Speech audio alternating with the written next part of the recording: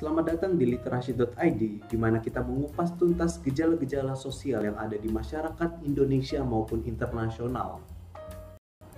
Pada pembahasan kali ini, kita akan membahas dengan tema perlindungan data pribadi.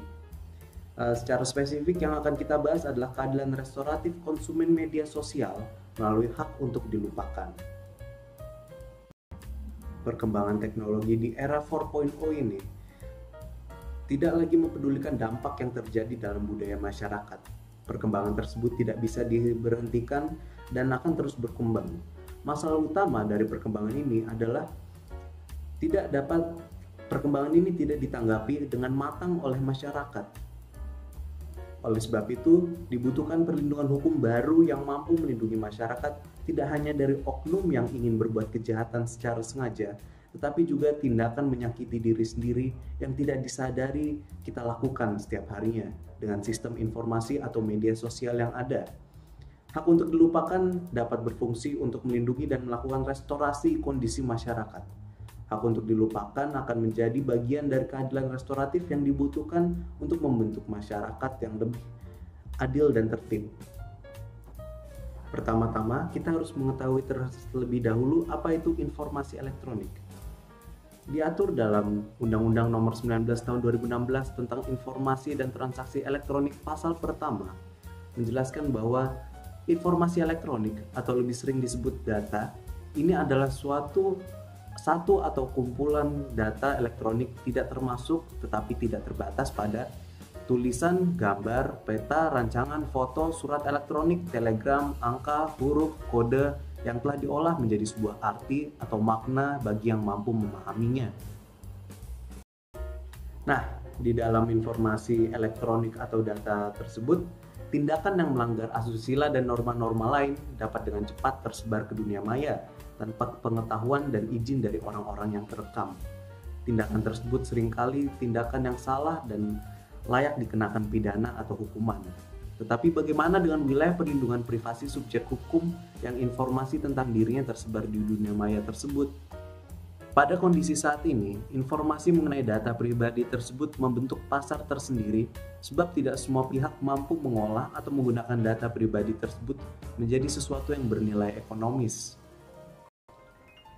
Tersebarnya data-data pribadi di pasar tersebut menciptakan sebuah ancaman bagi masyarakat. Disitulah bagaimana hak dilupakan masuk sebagai solusi untuk menjawab kegelisahan-kegelisahan yang ada di masyarakat.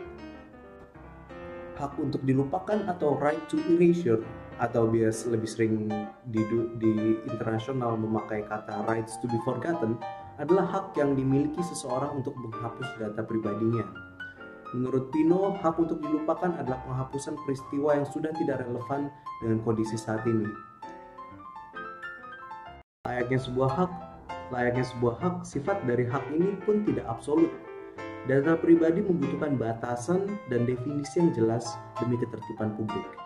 Indonesia sendiri memiliki hukum positif yang mirip dengan rights to be forgotten dalam Peraturan Menteri Nomor 20 Tahun 2016 mengenai perlindungan data pribadi pasal 1 ayat 1 dan 2 yang menyebutkan kalau data perseorangan yang disimpan, dirawat, dan dijaga kebenaran serta dilindungi kerahasiaannya. Aplikasi dari hak untuk dilupakan juga antara lain adalah data tersebut sudah tidak lagi digunakan untuk alasan awal pengambilan dan pemrosesan data dan atau individu atau subjek hukum telah menarik konsen atau ketersediaannya untuk datanya digunakan. Kasus hak untuk dilupakan terkesan rumit untuk dilaksanakan dan tergantung pada jenis deliknya, tetapi telah terlaksana dan diaplikasikan dalam beberapa kasus.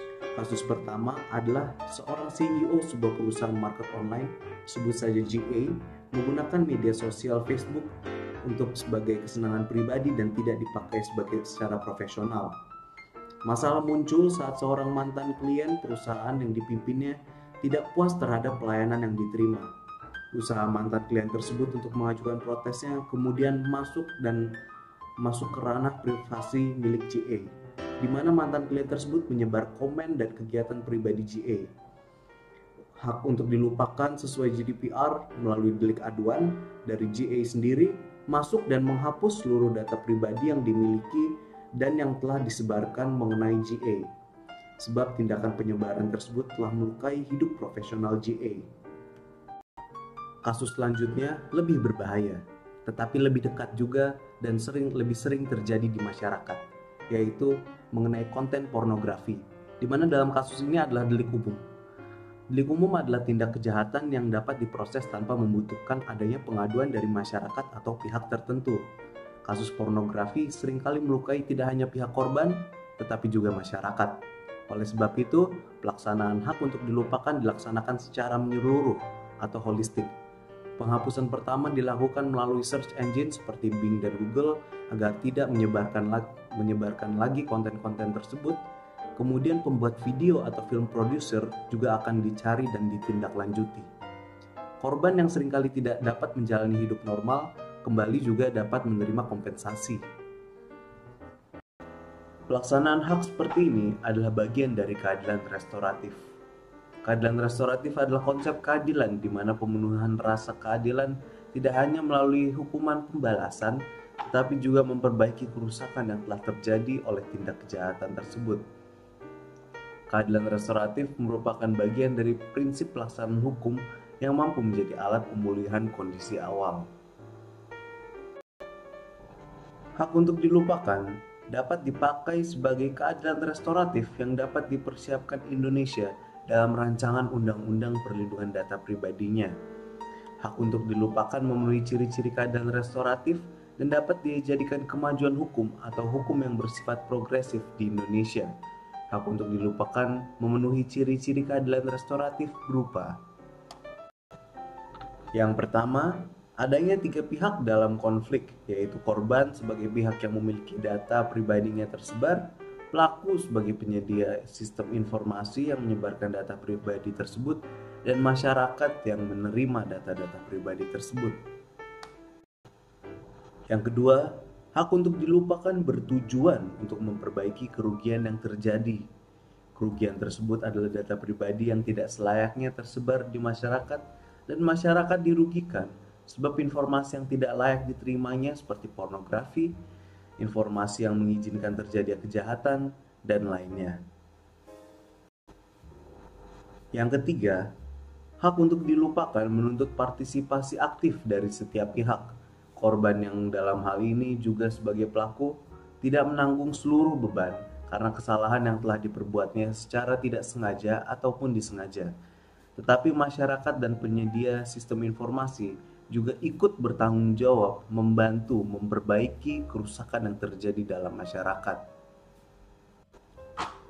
Oleh sebab itu, penerapan hak untuk dilupakan yang spesifik untuk penggunaan media sosial dalam kehidupan sehari-hari kita dapat menjadi jalur keadilan restoratif dalam melindungi masyarakat, pelaku, dan korban.